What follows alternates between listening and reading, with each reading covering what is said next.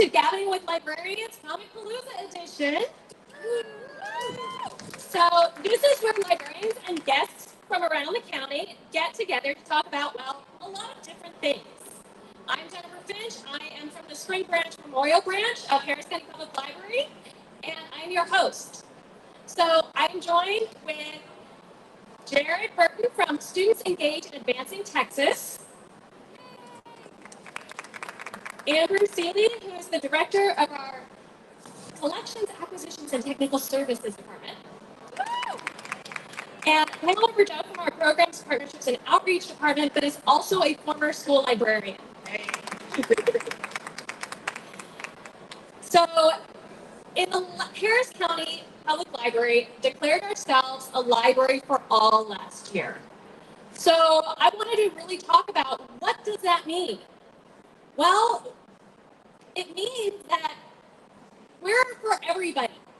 Absolutely everybody can come into our libraries and find something that they want to read, listen, watch, craft, make. There's something for everyone at our libraries. And that also means, as a book sanctuary, that we are not going to remove our books based on what is in the books. We are only going to remove books if they are in really, really bad condition or have not ever checked out, basically. There's very stringent reasons why we will remove books from the library, and it's usually because we just can't keep the books forever. We run out of space. But each person on this panel has a different perspective. I work in a branch library, and so I deal immediately with the public in person, face to face, and sometimes with some local mayors. And then Jared is a student and has dealt with censorship in their schools. Amber kind of heads our collection development and gets a little bit of feedback from the public on what we order. And Pamela has her experience from being a school librarian, and I don't think I need to explain any more on that. But I'm going to go ahead and let everybody talk specifically about their experiences with censorship. And Jared, I want to go ahead and start with you. So can you tell us a little bit about your experiences with SEAT and why you got involved in it? So I am involved with an organization called SEAT, Students Engaged in Advancing Texas. Okay, that's fine. I'm involved in an organization called SEAT, which stands for Students Engaged in Advancing Texas. We're a student rights organization. We have our roots in Katy, but we do work all over the state. And so my experience, the reason I got involved with SEAT in the first place was because my school district, Katy ISD, decided to pass a policy which would out transgender students to their parents if they requested like a different name or different pronouns. But the fight with censorship started a long time before I really delved my hands into this whole scene. I remember back in a few years ago, one of our co-founders, Cameron Samuels, they fought against a district website filter which barred high school students and middle school students from accessing the Trevor Project, which is an LGBT plus charity and suicide prevention organization. And we got that unbanned in middle schools and high schools, but still banned in elementary schools, which is still a little bit of a victory. But also, more specifically, book bans. Our district has been kind of leading the state a little bit in that. Our board passed something. Our school board passed a policy where basically they can overreach our book review committee, and if two of them decide that a book needs review, then they can have the whole board review it, and then they can just ban it without consulting the book review committee. And we've seen books like Flamer by Mike Curato, and I think The Hate You Give wasn't banned, but it definitely was among the challenged books. And books like New Kid by Jerry Kraft were also banned in our district for essentially showing stories that feature characters from marginalized communities and focus on the struggles that come with that. So I guess that's how I kind of got into this all. And my background in this. Thank you, Jared. Now, Amber, tell me about your experiences. So as the director of collections at Harris County Public Library, my folks order all of the books that we have in 27 branch libraries and in our digital library online. And I'm the person that the letters come to when people are upset about the content. So we have what's called a formal reconsideration process. So if a member of the community is upset about the content of the book, they fill out paperwork, they send it in, it comes to me for the committee, and we review the book, and then we go from there. Um, as Jared said, what we're seeing is primarily challenges against books that feature folks in marginalized communities, not just LGBTQ, but also people of color. This is a really broad spread attack on many people in our communities, and Harris County is the most diverse city in the nation. We have to have books that reflect everybody in our community. So my best advice to anybody is if you see a book that you don't like in the library, put it back. It's there for somebody else. I'll help you find one. Right, thank you, Amber. And Pamela. As a school librarian, which I was in my former life, the biggest thing for us was the fact that we were not allowed to purchase books that would represent our school. A good school library represents the kids in that school, and that includes everyone. It's not just a few kids. I have to represent everyone. And again, parents get upset, I understand, but as a parent, you cannot dictate what anybody else's child does except your own. And if you have a problem with a book, you can go to your school librarian and say, hey, I don't want my kid reading this. We can put a note on the kid's account, and it's done and taken care of. I've done that before. Parents who have come to me and said, I want absolutely nothing with magic, nothing supernatural. Okay, I put a note on the account. Kid comes to check up, alerts pops up, and I go, oh baby, mama said we have to get something different. And they're fine. Fear is becoming a new chapter for the school librarian right now. With librarian jobs disappearing. I mean, I reached out to a bunch of my former coworkers to come do this on the panel instead of me. I wanted somebody in the trenches. And the majority of the responses I got were, I can't put my job at risk. They're afraid to speak out. They want to, but their jobs are at risk. So they're sitting right on the edge of that knife lane. And it can go either way, lose their job or do what's right for their community. And it's a hard right now. I mean, we just saw recently Spring Branch ISD, which is the school district that my branch library sits in the middle of, actually got rid of all of their school librarian positions. So there are no school librarians, trained school librarians in the entirety of Spring Branch ISD. And Fair ISD cut about half their school librarian. And Jared, Katie ISD may be on the forefront of banning books, but Spring Branch ISD is just doing it without telling anyone about it. I've had many conversations with Spring Branch ISD school librarians, sadly, who are not going to be school librarians with Spring Branch ISD pretty much yesterday. That was it.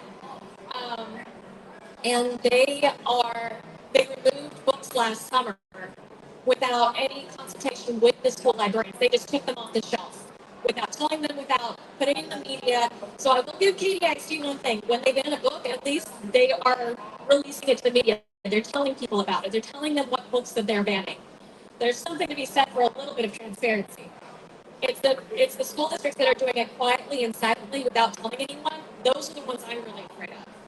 So it's very unfortunate that it is happening. With my experience with censorship is a little bit different. Last year, I held a Pride story time. And so I ended up, my branch was talked about on a local conservative radio station. And then a couple of the mayors found out about it and reached out to to Commissioner Ramsey to try and get him to cancel the program, the day of the program, by the way. And when he said that he left it up to the director of the library system, and we went forward with the program. It was an outdoor program, which I'm doing the story time again this year, but it's not going to be outdoors, so I have more control of who's there. Um, the there were adults there without children that were there just to audit my program, which was a little scary, especially because somebody saw that one of them was looking at guns on their phone. That was really fun to find out about. But what's really great was the mayor sending out my name and my professional email address to all of their constituents in a newsletter, those two mayors, and getting called horrible, horrible things for about a month, for the entire month of June and early July last year. So it makes us targets as well. And we are basically on the forefront of this fight against censorship. And I know of school librarians, especially school librarians, but public librarians too, that are getting death threats, that are getting threats of horrible nature that I'm not going to go into further, but it's personal threats and attacks. And also there are certain states where the state of Louisiana is now making it illegal for librarians to be members of the State Library Association. The state of Idaho has a law on the books now that people can sue if the librarian and the library if they give a book that someone feels is inappropriate to a minor. And these are just two of the states that I know of, and there's many, many more. Texas is not on that far yet, but notice I said yet. Now I'm going to go ahead and move on to the next question. Oh, Amber wanted to say There's something I think is really important about what Jennifer just said, and that's, Jennifer, tell us the books that you read for Pride Storytime. I want to know. So the books that I read for Pride Storytime was one about a flock of flamingos moving into a neighborhood called That's So Flamboyant. That's So Flamboyant, which is a play on if a group of flamingos is called a flamboyance of flamingos. And there was some like pride flags and stuff in there, and it was kind of coded to don't be afraid of people who are different from you. Then another one was a book, and like all of a sudden the titles of these books are just like gone. Go ahead and say it. We'll figure out what the title There is. was a book about a little girl who wanted to wear a tuxedo to her school picture day, and not the scratchy, itchy dress. It's her first school picture day, and the dress just didn't feel right to her. And it like had lace, and it was itchy around the neck, and didn't have pockets for stones or things to put in. And she just wasn't comfortable, and she didn't want to wear it. So she stuck her brother's old tuxedo that fit her into her backpack and changed it into it at school. And her mom was cool with it at the end of the book. And it's a wonderful book about a girl just not wanting to wear a dress, which you don't even have to be gender nonconforming, or some girls just don't like dresses. It doesn't even have anything necessarily to do with gender nonconformity or LGBTQ. Sometimes girls just don't want to wear dresses. So that book's more about being yourself. The last book, which is the most offensive book, All You Need Is Love by the Beatles. With the lyrics to the song. With the lyrics to the song. That's all the book was. So these are the books that were objected to. And I did actually send a letter in response before the mayor sent out my name's information to their constituents. So the mayors knew what books that I had done in the story time before they sent out that information. I think it just really highlights, though, right? The content of those books was not wrong. The protest was not about what she was reading. The protest was about the fact that she was advertising an inclusive story time. And what folks don't want is inclusion. And that's really what it comes down to, and that's what it's sort of. So, and I still get very shaky and angry every time I think about what happened last year. And it just makes me want to do it again. So that's what I'm doing. I'm doing it again. Just like I've done it for the last 3 years. So I will be doing it. It's going to be on June 17th. If anybody wants to come to the Spring Branch Memorial Library with their preschoolers, you will have to, or your child, you will have to have a child to attend. Because it will be in my meeting room, and you'll have to get a ticket, and so that way we can keep out the non-children having adults from attending.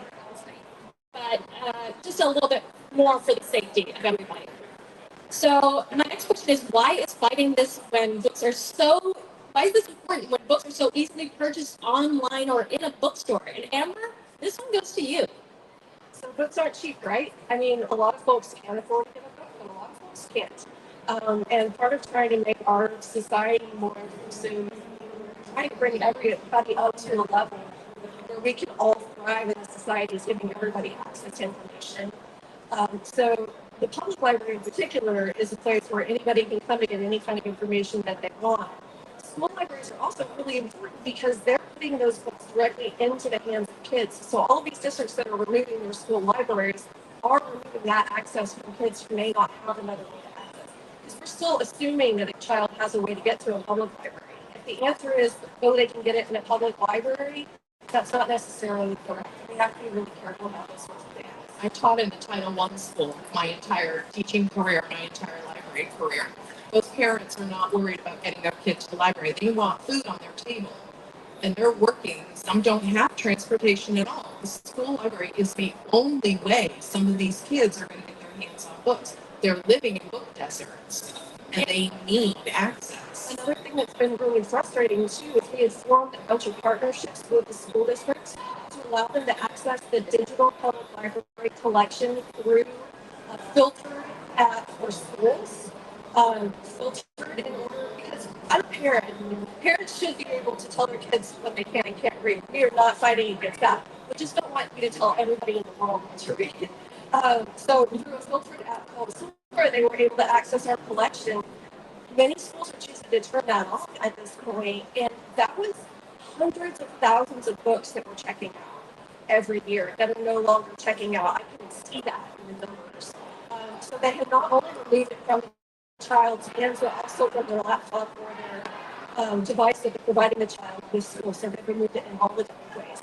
And those schools cannot afford to have a collection the size of their counties with the depth and the breadth that we're able to provide. So it's a double check.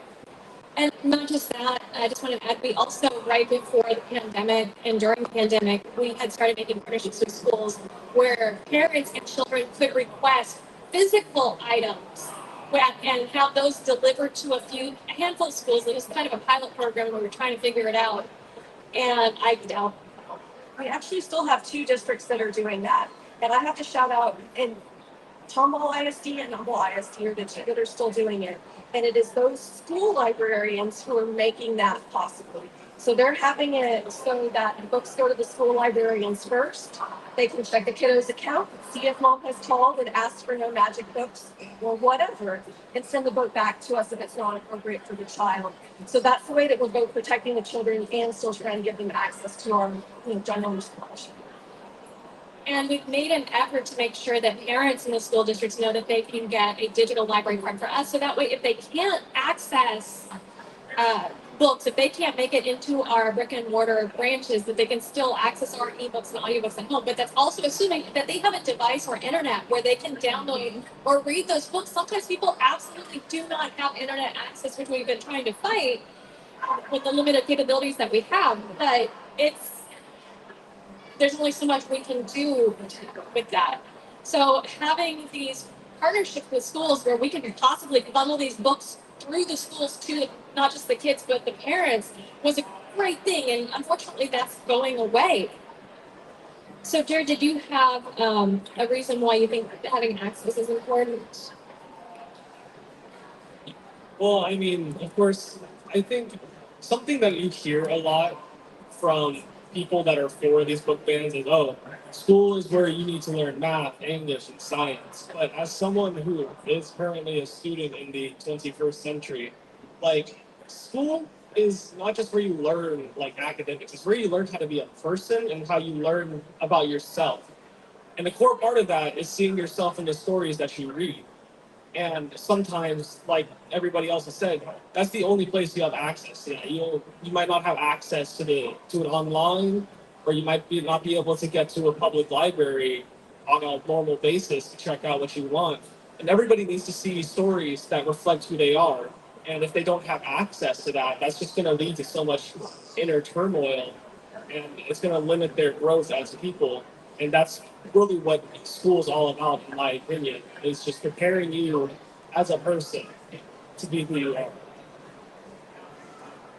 Thank you, Jared. I do want to add also the importance of inclusivity. Inclusivity is not just about so people can see, it's so people can see who they are, and especially when you start getting into high school students. Unfortunately, we have high school students and middle school students who are figuring out who they are, and that's not someone that their parents will accept. It is an unfortunate reality in our world that certain teenagers will get kicked out of their homes or beaten or sent to camps to try and change who they actually are if they are if their parents find out. That's one of the reasons why what KDISD, where kids are being forcibly outed, is horrendous. But it's also why we need to have books that are available for kids who are figuring out, because that gave a life by figuring out who they are and allowing them to have that, to see who they are, to know that they are welcome, to know that they are welcome in a library, and the people there are just going to accept them. They're not going to say anything to them. They're not going to judge them. They're going to be there to support them, or even be an ear that they can talk to. Can literally save a life. So that is a very big reason why we are fighting censorship, why we want LGBTQ books in the schools. We also want to reflect all of those perspectives because I don't know what it's like to be any of you guys. And y'all don't know what it's like to be me, right? But if I read a book, even if it's a fictionalized account, I have an empathetic reaction to whatever the main character is going through. And that allows my brain to grow bigger and more inclusive and more able to see things from other people's perspectives. And that's all we're trying to do. You know, it's not even just to create great people, right? It's also to create thinking people who understand that there's not just one side in any issue at all, ever. And so we need to be able to assess the different sides of things in order to figure out where we stand. So suppressing information about opposite sides is not the way to go about that. So, what impact have you seen censorship have or afraid it is having? Pamela? The process of selecting books for school library has become way more difficult. In some districts, they're required to turn in their list of what books they want to purchase, and the school board has to approve it, which means people who have no idea what these books are about are going through going yay or nay. In the district I was in, our list didn't have to be approved by the school board, but every book we purchased had to have 2 positive reviews from a peer-reviewed journal or source, which is all well and good until you want to purchase nonfiction, graphic novels, manga. Because 2 positive peer reviews are not going to exist for any of that material. Again, our budgets have been slashed. It is not the priority anymore. Our jobs are being cut. A lot of schools have put library into the specials rotation, like with PE, music, and art. So we are not able to collaborate with the teachers to be able to pull materials to help them with their lesson planning, for the teachers to be there to say, I know this kid can read more, or this kid's capable of more than, I don't know, elephant piggy. I'm just going to pull that one out. You know, they're ready to move on.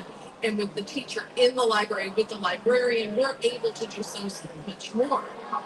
But there's a fear factor going back to the purchasing that we are going to purchase something that's going to ruffle someone's feathers. And that we're going to then become a target. And some librarians are being more cautious in what they're ordering. And in the process, I feel they're limiting what their students have access to. I didn't. I took a lot of heat for that.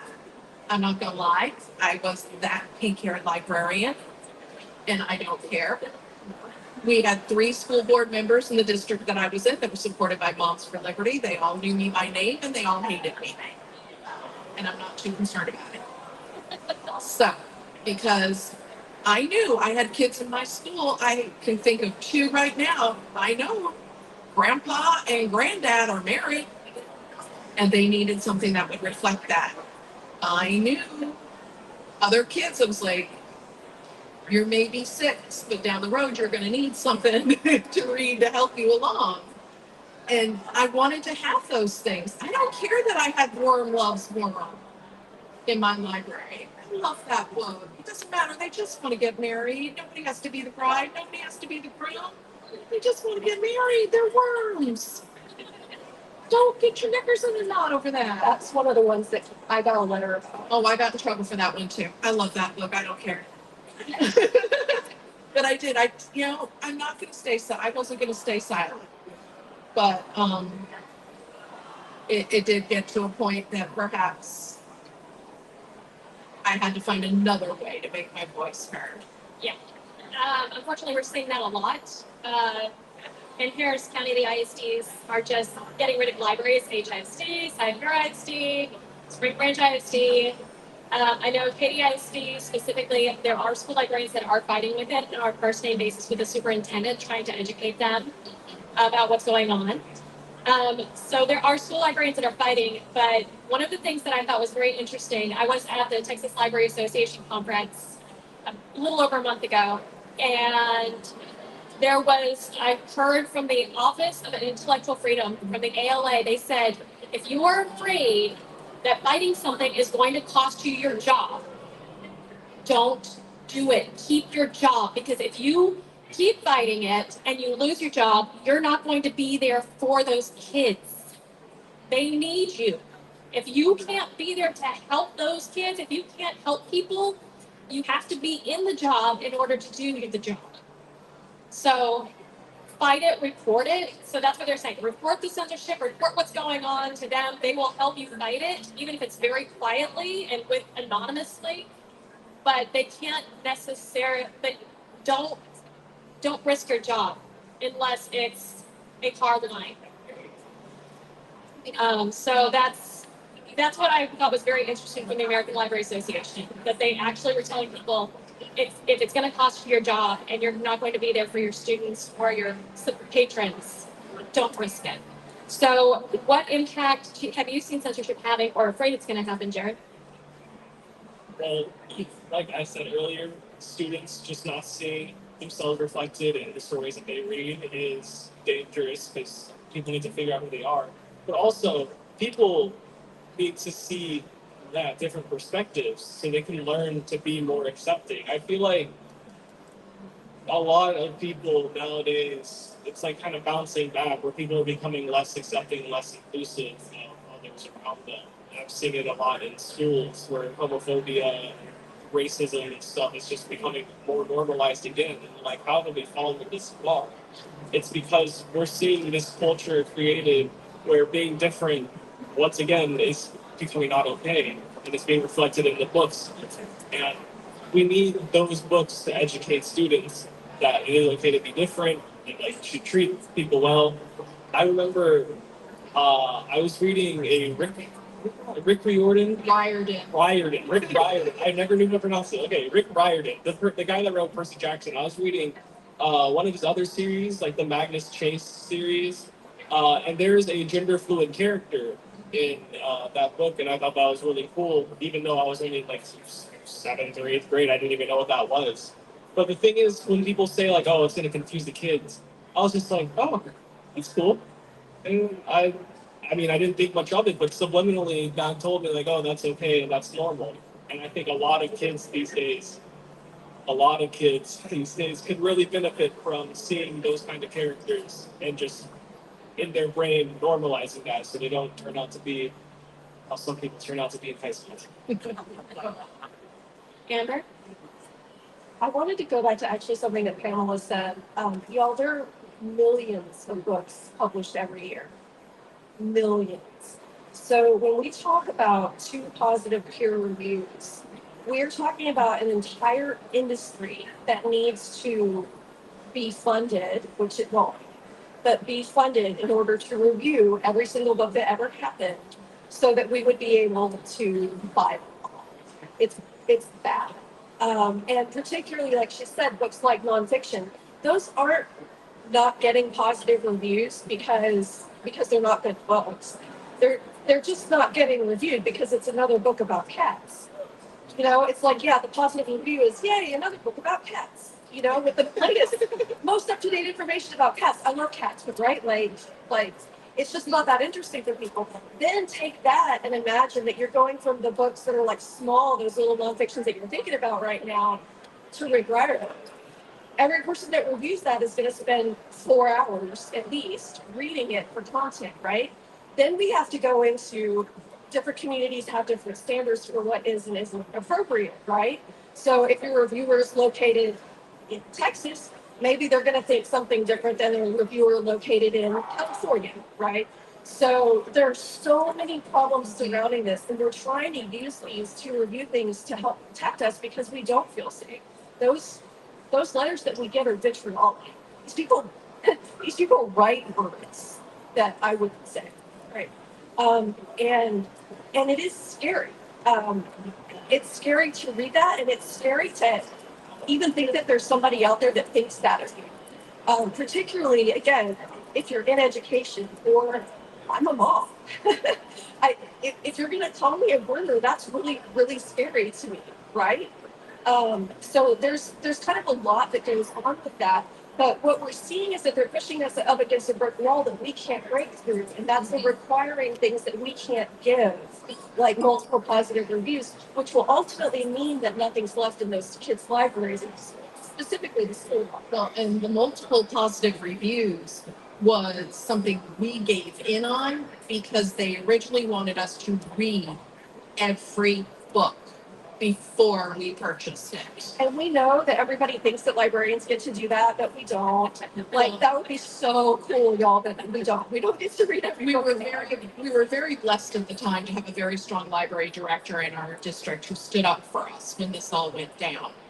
And he calculated it out, and we would need to hire 13 additional people to work full time for the school year, doing nothing but reading. I did apply. But I mean, it's not going to happen. They're like, well, the librarians can do it. When? I'm covering classes.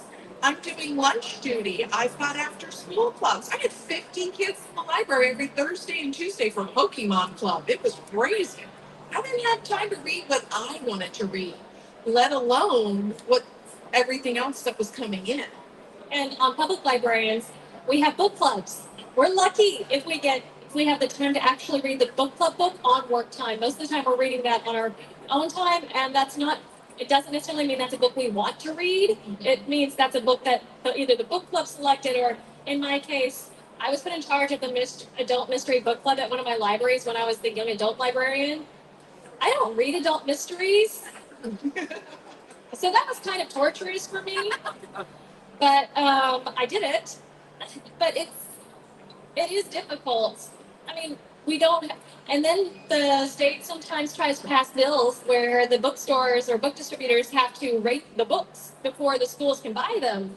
And when you're talking about schools that a lot of times don't have like a major distributor, but the book distributors and the independent bookstores and everybody that they buy books from, they don't have the people, the knowledge, the education, the training to rate books and deem what is appropriate or inappropriate. So Even big players like Amazon cannot afford to do that. No. Okay, that's how expensive it is. yes, we're not talking about. So basically, that was going to say that school libraries couldn't buy any books in the state of Texas.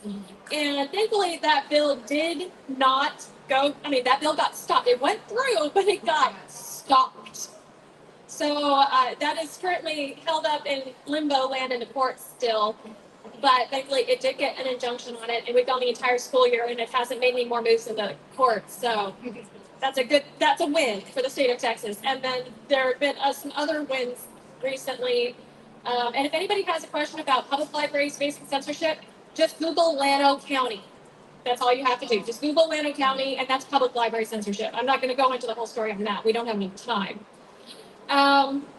So I had one last question. So how can the general public help fight censorship and support libraries and librarians? So Jared, since you're actually on a basically the type of group that we're talking about. Okay. Yes.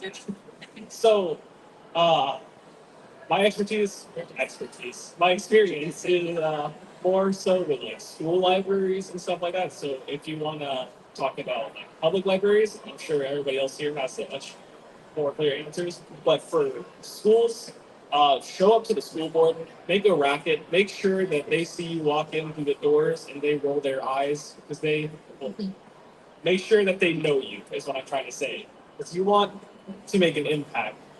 If you keep showing up, speak out against the censorship, make sure you educate people, you find as many resources as you can, and you also be a resource yourself for others to learn about what's going on. Because the way this stuff festered was people just looked away for too long. And that allowed all these people to come in and start, commandeering our schools and our libraries and trying to dictate what kids can and can't read and dictate what parents should allow their kids to read at the library. Which, so the main thing is just show up at school board meetings, especially. That's the big thing you can do.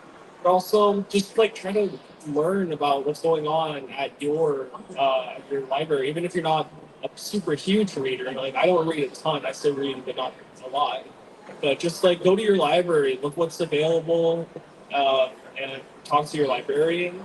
Learn about what's going on about the situation in your district and the surrounding districts and how you can help. So that's what I would say. Thank you, Jared. Okay, Amber. Send us a note. That would be really, really meaningful for us. We have interactions with folks when we're in libraries to say, hey, I love this book, it changed my life. What we struggle as libraries to do is show that to the people who fund us. So a note with a personal story would mean so much, not only on the aspect of funding, but also I have to tell you all a story. So recently I was also at the Texas Library Association annual conference. And I was having a very depressing conversation about how not only do we have to fight to buy these books that show our diversity, they also don't even publish them. So like I can't make the demographics of my collection match the demographics of our county because there are not enough books that are published. So we were having this very, very depressing conversation, and this wonderful human comes by and she goes, where are you guys from? And it was about 5 of us sitting around a table, and we said, Harris County Public Library. And she goes, I love you guys. I have your Libby card, and you guys have the best, most inclusive, wonderfully sapphic books available in Libby. And we people started crying. Because it's really hard to want to do what's right and not necessarily see that you're making that impact. We call that lady now the vindication fairy. And she comes up in conversations regularly because we really needed to hear that day. But there are lots of ways to be a vindication fairy. And sometimes it's just as simple as dashing off an email to somebody or watching the news. And if you see, a mayor going after a librarian, maybe you send the librarian. Jennifer got some good emails. The emails that I got, and the phone calls, I got about 24 phone calls. The majority of them skewed negative because you have to be a little bit more angry to make a phone call. The emails were about 2/3 positive in support of the library, which is my justification. I'm like, yeah, I'm going to do this program again. And I got some wonderful emails from some retired school librarians. I had one that was really touching from a mom who her child was telling her about who they went to school with somebody that ended up committing suicide because their family sent their child to a conversion camp. And she said that her teen said their parents killed their child.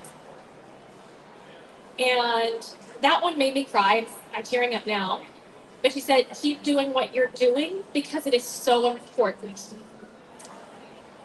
So that email, the supportive emails, the supportive phone calls really got me and my library staff through that month.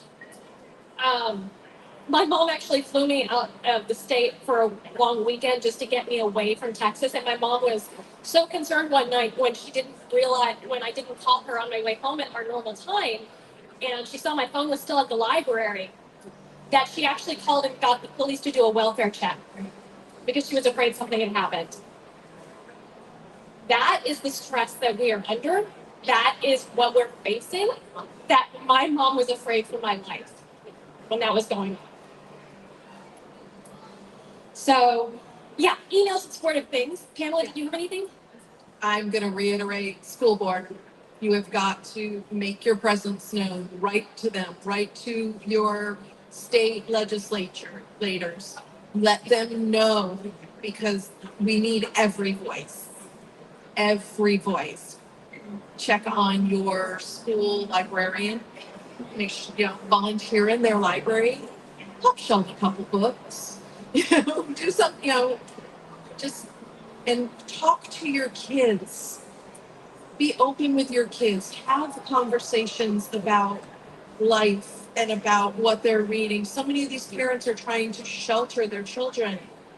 Your kid's going to grow up in a bubble and not be able to face the real world. They need that empathy we talked about. They need to know people are different. They need these experiences that sometimes they're only going to get in a book. So talk to your kids.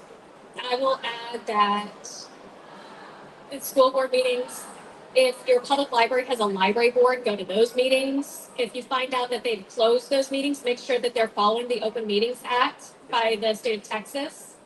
I'm looking at you, Montgomery County. For Montgomery County, call your county commissioners. Montgomery County, Harris County, because for Montgomery County library system and Harris County Public Library system, we are actually run by our county commissioners. We don't have library boards. So call them, talk to them.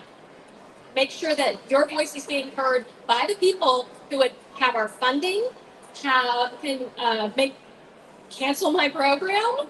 Thankfully, Commissioner Ramsey left it up to the director, but he could have very well said, you cannot do this program. And we had a backup plan. And most importantly, vote. Vote in those local elections, not just the November elections. Vote in your local elections. And there's one on Tuesday. So vote in the elections. Okay, that is I can't not stress how important those local elections are. Even if you're voting against us. Even if you're voting against us, vote. Please. We're fine with that. I mean, Just honestly, make your voice heard. if you, hey, we are happy if you just show up and vote. So, honestly, this is about all of our time. Between the four of us, we have very, very different experiences. Thank you so much for all of Magnella's for joining me here at Comic Palooza to discuss this incredibly important topic. And thank you to everyone here and online for watching our live podcast. Our podcast is usually available on all major platforms. We had recently a wonderful experience interviewing Clay McLeod Chapman, which is currently available already. So you can go on Spotify, Apple, all the major ones. And we were also able to interview Martha Wells, and that should be up sometime next week.